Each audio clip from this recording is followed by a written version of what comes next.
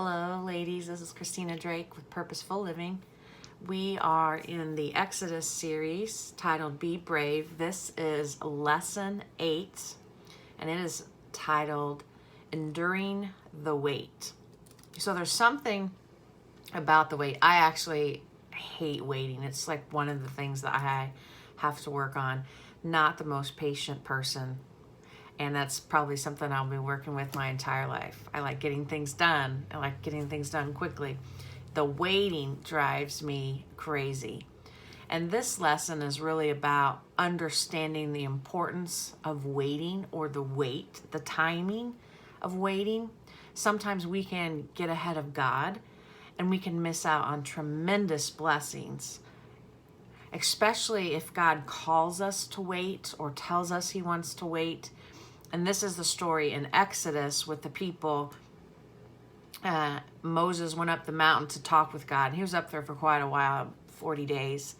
And the people got tired of waiting, and they decided to take things into their own hands.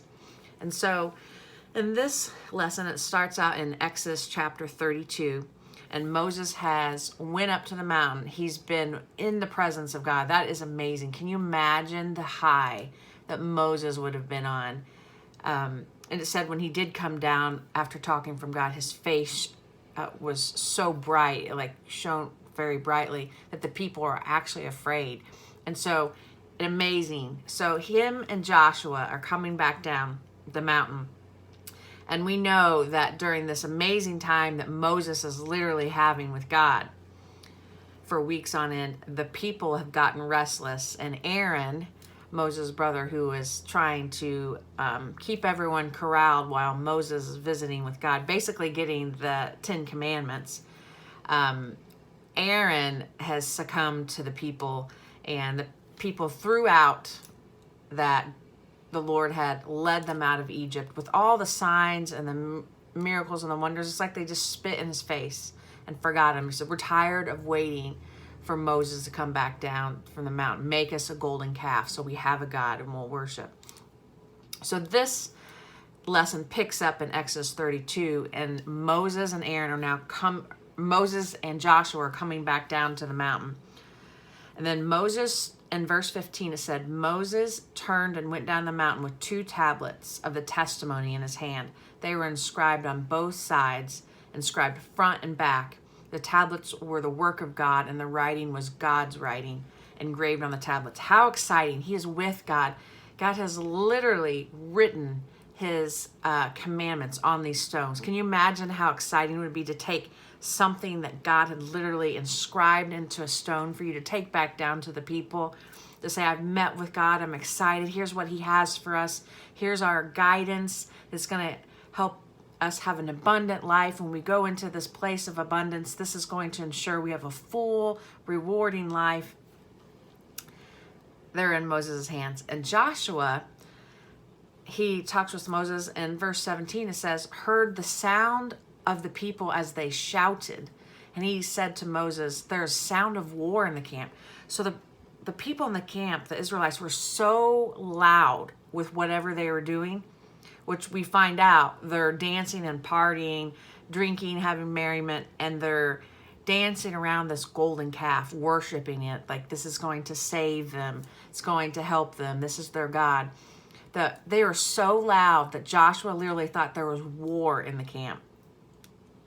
But Moses replied, it's not the sound of victory cry, and not the sound of cry of defeat. I hear sound of singing. So these people were really loud, enjoying themselves, making a big ruckus around this golden calf. When they decided that they were not going to wait on God or wait on Moses, they didn't just dip their toe in. They threw themselves in with all the passion that they had with turning away from God.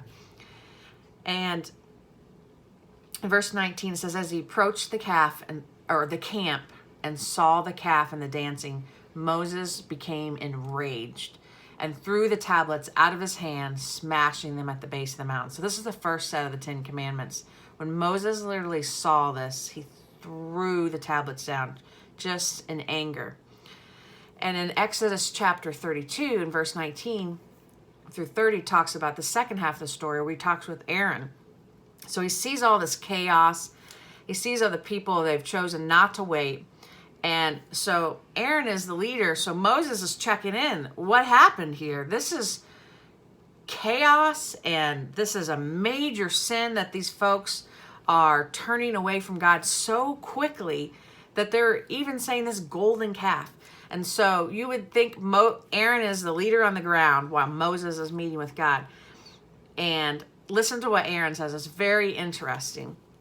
So Moses said to Aaron, "What did these people do to you that you have led them into such a grave, grievous, enormous sin?" He said, "You're the leader. You led them into this."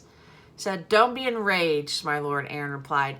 "You yourself know that the people are intent on evil. Even God up on the mountain said, these are stiff-necked people. Let me raise up a people that will lead into the promised land." And Moses said, "No, these are your people that you led out." He advocated for them. And the Lord said, "Okay, I'm not going to destroy these people, but when you get back down, you're going to see something that I've already seen with my eyes." Even Aaron says, "You know that the people are intent on evil. They said to me, 'Make gods for us who will go before us, because this Moses, a man who brought us up from the land of Egypt, we don't know what has happened to him.' So I said to them, 'Whoever has gold, take it off.'" So there's the leader making a decision to pacify the people. And then this is very interesting, because instead of taking accountability, this is what he said. So he said, "Whoever has gold, take it off." And they gave it to me. When I threw it into the fire, out came this calf. So not even taking responsibility for, not only is he going to wait, he wasn't going to lead the people in waiting. He was fearful of the people as a leader instead of honoring God. And when we read in the previous scripture, it said that he engraved this calf, he inscribed this calf. I mean, he was really working on this calf. But when he's talking to Moses, who's clearly upset, it says, "When I threw it out, just this thing just popped out. So I put it in front of the people and we worshiped it." Not exactly the leader that Moses was hoping for in Aaron. But it's very important to see that sometimes, and then later on in scripture it said that God held them accountable. He said he is slow to anger. He's merciful. But he said he will hold the guilty accountable. And later on we found that the people had to endure some plagues. So a very different time in the Old Testament. And sometimes we think about, why did God do certain things? But clearly the piece stood out about being obedient to God in the wait, or enduring the wait. And somehow, if we rush God, or if we don't want to wait on God, we may miss out on incredible blessings. I know a lot of time in my life, if I was just a little bit more patient to see a different outcome, how better it would be. But I tried to fix it myself, and typically made it worse. And so it's so important about the wait. The wait is so hard. We've seen people struggle with being leaders in the Bible. King Saul, basically as a leader, didn't do exactly what the Lord requested of him. And one of the prophets came to him and said, "The Lord said, when you go out to battle, these are the things that you should do. And definitely after the battle, don't take any of the plunder or the spoils. That is not what I want." Instead, King Saul was afraid of the people, and he allowed the troops to grab, all of the wealth that they had conquered. And they said, "Hey, we're going to offer this up to the Lord as a sacrifice." And the prophet told him, "That is not this is what the Lord said. I would rather have you been obedient and attentive to what I told you to than come and bring me something that I didn't want or didn't ask for, because when I gave you specific instructions." So, and they asked him why. He's like, "I was afraid of the people, and I allowed them to take this." So leaders have a great responsibility, especially if you're waiting on the Lord, or the Lord gives you specific commands, or that's a big thing. There's things in my life where God guides me, and I put it a fleece test or ask him in prayer. And there are other times that he's given me specific things to do. And if it's very clear that God tells you to wait, ladies, let's wait, because there's such an abundance and a blessing in the wait, if we just wait on God's timing. When we don't wait, as we see with the Israelites, I've seen it in my life, when we don't wait, it doesn't work out well. Usually you're going through some suffering to try to pull back the pieces of how you've messed something up, or how I've messed something up, or the Israelites messed something up. And God was very patient. Even after this, he still led the people. He still sent his angels to protect him, but they had quite a bit of trouble going forward. So enduring the wait is very important. Have a good day, ladies.